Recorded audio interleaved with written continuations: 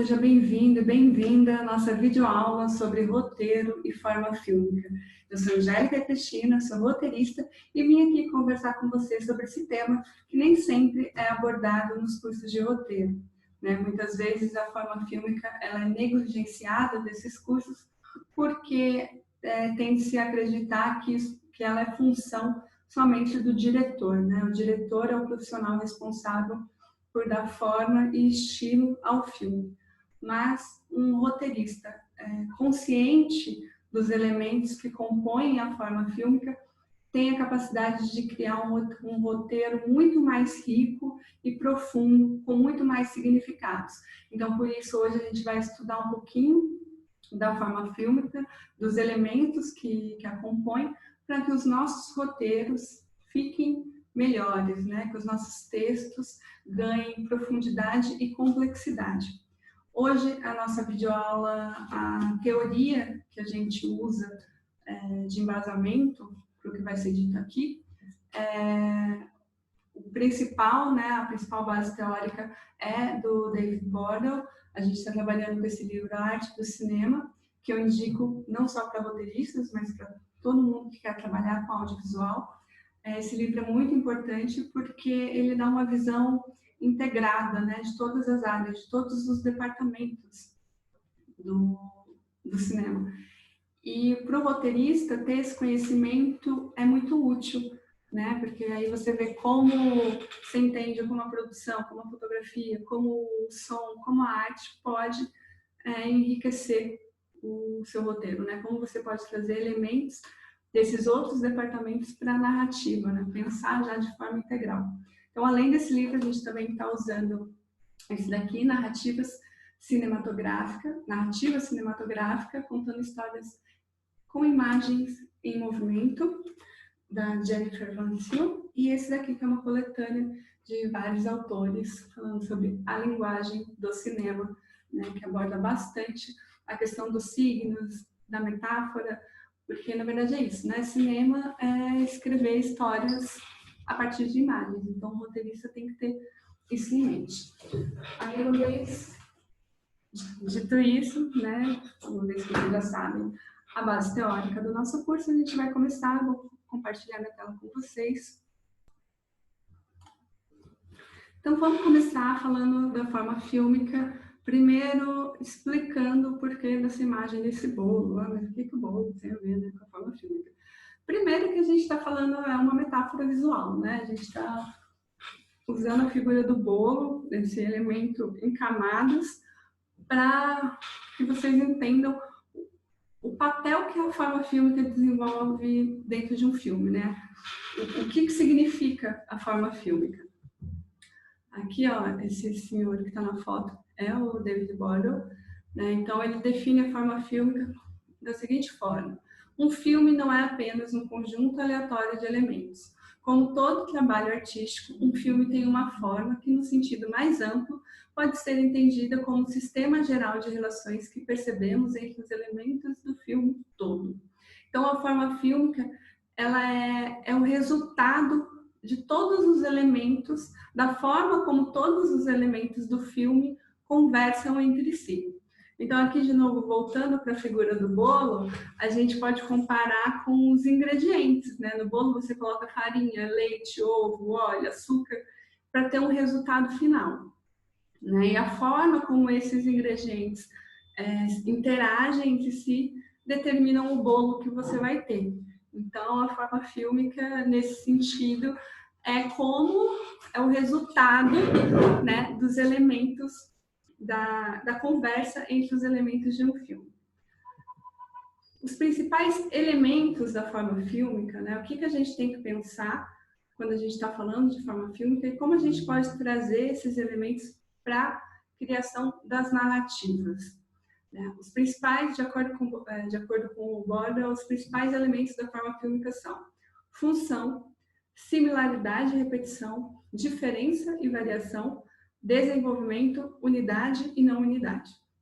A gente vai passar por todos esses elementos e eu vou explicar para vocês como que a gente traz isso para o roteiro, né? Como que isso se aplica ao roteiro. Vamos começar com função, né? De novo, a gente vai ficar nesse ambiente da metáfora da cozinha, né? Da preparação. De novo, deixando claro, gente, que ninguém está passando receita, não existe receita de narrativa, existem princípios, tá? Então, o que está sendo abordado aqui nessa videoaula são os princípios da forma fílmica, não é regra, não existe regra, não existe receita, né? Mas existem princípios e é isso que a gente vai conversar, tá? Mas não existe imposição de nada. Você é totalmente livre para criar o seu roteiro da forma como você quiser, usando desses elementos ou não.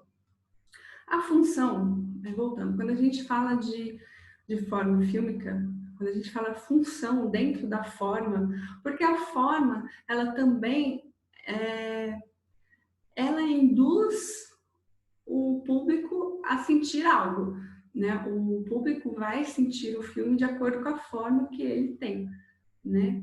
Então, a função dentro da forma, ela significa o quê? Significa que qualquer elemento do filme deve ter uma justificativa para estar lá. De novo, isso não é regra, tá? Isso daqui é o princípio da função, né? E lembrando também que a gente, aqui a gente está falando de narrativa clássica, né? O Borda, ele aborda narrativas clássicas, né? A gente está aprendendo os princípios da narrativa. Então, os princípios da forma fílmica, não a regra, mas o princípio diz que todo e qualquer elemento do filme deve ter uma justificativa para estar lá. Isso serve muito para o diretor, né? Que na hora que ele está gravando, 1000 coisas podem acontecer aqui no set. Agora, no roteiro, o que isso quer dizer para a gente? Isso quer dizer que quando você está criando a sua história, você está lá escrevendo, porque o roteiro é um texto escrito sempre no presente, onde você usa verbo de ação, onde você usa a descrição. Eu gosto muito desse princípio da função, porque ele ajuda no trabalho do roteirista, no sentido de que para que eu vou perder meu tempo escrevendo coisas que não são necessárias? Ou porque eu vou descrever elementos que não são importantes para a narrativa? Aqui a gente tem que pensar que tudo que você escreve tem que ter um porquê, né?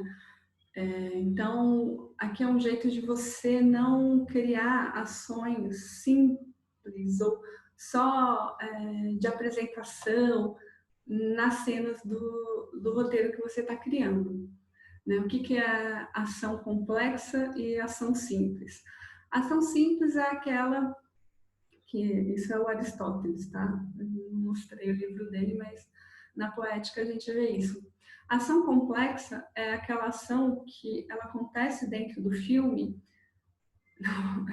O Aristóteles não estava falando de filme, né? Ele estava falando de narrativa, do teatro e tal. Mas aqui vamos trazer o conhecimento dele para o filme. Ação complexa é aquela que ela acontece por causalidade. Ou seja, não tem o Deus máquina. Ela acontece porque as ações do personagem elas vão acontecendo de forma que uma ação leva a outra. Você criar essa progressão no seu roteiro é muito importante. E a função te ajuda nisso. Você está escrevendo uma história, um romance, garoto encontra garota. Aí você vai apresentar o garoto, vai apresentar a garota. Você descreve lá o universo do seu personagem. Você vai escolher cenas que tem um porquê dentro do filme para você estar mostrando, né? Se é importante para o romance dos dois que o personagem seja tímido, então você vai mostrar ações que na apresentação dele que demonstrem que ele é tímido, porque essa característica dele é importante para sua história.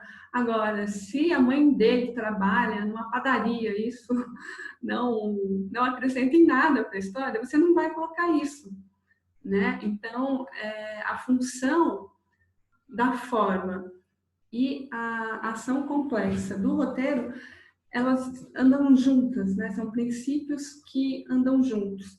Então, sempre não, de novo, não é regra, é só princípios, mas busque sempre criar ações ou descrições, cenas que tenham um porquê, que venham a somar no futuro da narrativa, ou que explique, né, o que aconteceu antes, é criar um sistema de causa e efeito, a função da forma fílmica. E aqui, no roteiro, a gente pode traduzir, assim, dizer que ela conversa bem com a coisa da causa e efeito. Isso é muito importante. Isso prende a atenção do público. Um filme que as cenas não estão conectadas ou que são gratuitas, ele não tem forma, ele dispersa, né? Aquele tipo de filme que você, mas por que isso? Lógico, existem filmes experimentais, isso é outra coisa. A gente está falando aqui de filme clássico, né? A gente quer entreter o público, a gente quer promover fruição estética, né? Promover emoção estética. Então, nesse sentido, a função vem para isso, vem para trazer ações complexas ao roteiro, né? Vamos buscar sempre ter relação de causa e efeito entre os elementos da narrativa, tá bom? Aí agora a gente vai falar sobre similaridade e repetição. Também são elementos da forma fílmica e a gente pode trabalhar isso no roteiro. Aqui o diretor ele tem um amplas possibilidades, né, de trabalho. Ele pode repetir plano, ele pode repetir figurino, ele pode repetir objetos, ele pode repetir música, né? Aí, isso no set. Agora a gente vai ver como trabalhar a similaridade e repetição no roteiro também. Ó, cenários, personagens, falas, enquadramentos e cores podem se repetir para comunicar significados ao filme, né? Isso aqui, como eu estava falando, no papel, o diretor ele tem muito mais controle sobre isso do que nós roteiristas. Mas nós roteiristas também podemos colocar a repetição, a similaridade e a repetição dentro do roteiro. Lógico que a gente não trabalha com enquadramento, né? Mesmo com cor, assim, a gente não tem tanto domínio sobre isso, né? Não tem. Na verdade, enquadramento a gente não coloca, mas se você no texto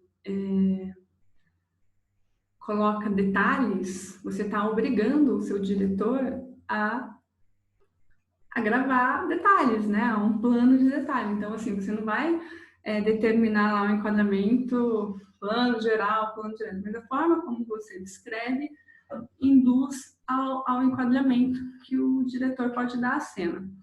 Mas, de qualquer forma, aqui a gente está trabalhando a similaridade e a repetição de elementos que podem estar no roteiro, como o cenário pode se repetir e essa repetição trazer um significado, né? Uma fala pode se repetir e trazer um significado, uma imagem, uma fotografia, né? Digo, uma fotografia dentro do filme. Eu gosto muito de citar um filme da Grafo, né? A produtora paranaense, acho que todo mundo que é do Paraná e quer trabalhar com cinema tem que conhecer o trabalho deles.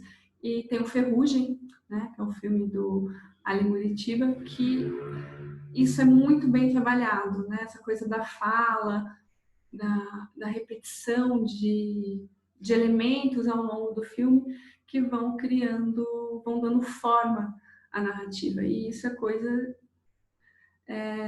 de elementos determinados no roteiro, né? Igual nesse filme, nas primeiras cenas, né, que a menina conversa com o menino, as falas, né, já são metáforas para tudo que vai acontecer ao longo do filme. Então, aqui a gente tem que, no roteiro, procurar similaridades e repetição de elementos, né? Trazer essa similaridade e repetição com consciência de que, que o uso disso traz significado, né? Então, a similaridade e repetição é isso. Por que que um personagem ou um objeto sempre aparece na cena? Né? Ou se eu estou escrevendo uma história, escrevi a história e não pensei nisso. Depois que eu escrevi, eu vou lá e acrescento. Então, sabe, eu crio ligações, metáforas, signos na minha narrativa, buscando criar essa similaridade e essa repetição, tá? Que o Bordo mostra como elementos importantes da forma fílmica. E da mesma forma que tem a similaridade e a semelhança e a similaridade, também tem a diferença e a variação. Né? Eu também posso trabalhar com oposições dentro da minha história. Né? Com as diferenças e variações, criamos oposições que podem refletir os conflitos dos personagens. Então, eu posso trazer elementos, porque toda a trama, de novo, pensando em narrativas de design clássico, ela gira em torno de um conflito central, que pode, né, estar vinculado à motivação do personagem. Então, na estrutura clássica, eu tenho lá uns 3 atos, começo, meio e fim. Tenho um incidente incitante que acontece no primeiro ato, no começo do filme, que muda a vida desse meu personagem. E a partir desse incidente, ele cria uma motivação que eu vou acompanhar se ele vai conseguir alcançar, vencer, enfim. Eu acompanho o personagem na busca por esse algo que está motivando o filme a acontecer, né? Na verdade, porque o incidente incitante ele vai criar uma ou necessidade, ou vontade, ou desejo, enfim. De novo, dentro da narrativa clássica, né, gente? Então, eu acompanho o personagem nesse conflito que ele está vivendo, né? O conflito no sentido de conseguir ou não alcançar a motivação dele. Só que isso é um conflito central. Então, no roteiro, eu tenho que criar elementos que reflitam esse conflito. Né? Então, de novo, eu estou trabalhando com metáforas, eu estou trabalhando com signos, eu estou trabalhando com arquétipos. Eu tenho que enriquecer meu texto para além do conflito, né? Do conflito central, que é aquilo que o público está vendo. Eu posso enriquecer meu texto trazendo essas metáforas, né? Criando oposições com cores ou oposições de cenário que reflitam o conflito central. Né? Então, eu estou reverberando o conflito central da minha narrativa através da inclusão de outros elementos que carregam significado. Né? Então, é um jeito de deixar a narrativa mais complexa. Né? Dentro da estrutura clássica, eu deixo tudo mais complexo, mais profundo, com essas metáforas, trabalhando com essas metáforas. E eu posso trabalhar as metáforas, como a gente viu, pela semelhança, né? Repetindo, semelhança e repetição, repetindo elementos, repetindo falas, ou aqui, no caso, oposição, opondo personagens, opondo lugares, opondo cenários, figurinos, enfim, são elementos que eu tenho que colocar no meu texto, eu posso colocar no meu texto para deixar as narrativas mais complexas, né? Reverberar o meu conflito através de metáforas visuais. Aí, que outro elemento que o Borda fala é o desenvolvimento, né? O desenvolvimento, ele significa qual a progressão, a forma fílmica, o filme vai ser sentido, vai ser a fruição estética, ela vai acontecer de acordo com a forma que o filme tem. E o desenvolvimento da história, ela é importante para a criação dessa forma, né? Uma maneira de perceber como semelhança e diferença operam na forma fílmica é procurar por princípios de desenvolvimento de uma para a outra. Com qual progressão a história se move, do começo, passando pelo meio e chegando ao fim. Né? Qual que é o padrão? Isso é legal também, na hora do roteiro, eu criar padrões, ou perceber os meus padrões, né? A minha história se movimenta como? O padrão é do conhecido, do desconhecido para o conhecido. A história se move sempre que a personagem fica sabendo de algo, né? É o recebimento de informações que move a história, ou a história se move sempre que a personagem sente algo, né? Então, o sentir é o que move a história.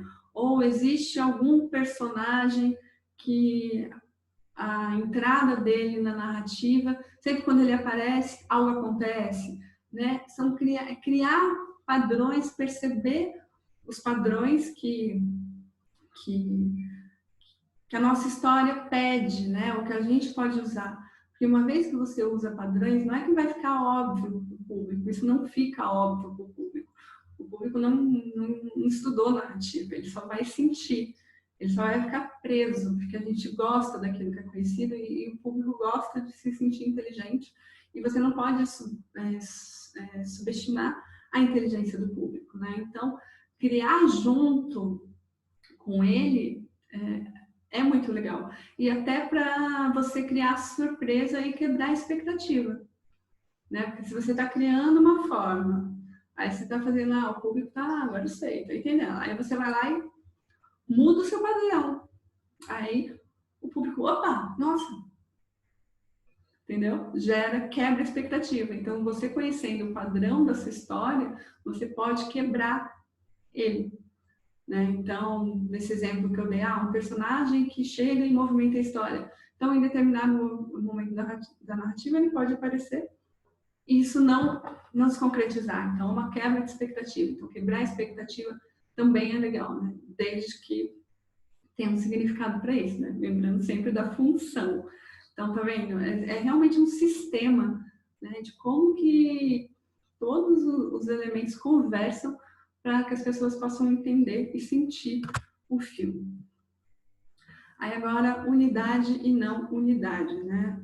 É o último elemento aí que o Bordwell mostra sobre a forma fílmica. E aqui, quando a gente está trabalhando a ideia de narrativa clássica, a unidade é um objetivo, né? A gente quer uma história onde todos os elementos conversem entre si, se somem para contar uma história, para passar uma mensagem, né? Então, a unidade é quando existe essa conversa. E a não unidade é quando não existe essa preocupação. Né? A unidade é quando todos os elementos no filme conversam entre si. Isso nos dá a sensação de completude e realização. A unidade é, contudo, uma questão de gradação. Então, na verdade, a não unidade não é que os elementos não conversem, né? Mas é um nível de menor de unidade. Porque se você fizer algo sem unidade, o filme vai ficar sem pé nem cabeça, né? Então, dentro da narrativa clássica, a unidade, como eu disse, é um objetivo. Mas também existem 1000 formas de se contar uma história, né? Então, é uma questão de gradação também. Então é isso, eu espero que esse estudo sobre a forma fílmica ajude vocês na construção do roteiro, né? A gente viu que a gente pode usar metáforas, a gente pode usar signos, assim, existem uma série de elementos que a gente pode trazer para o texto do roteiro que vão enriquecer a nossa narrativa, a nossa história, logo o nosso filme, mas que existe a forma fílmica que nos ajuda na utilização desses elementos, tá? Então, quando for escrever, pense sempre em trazer elementos que reverberem a história, né?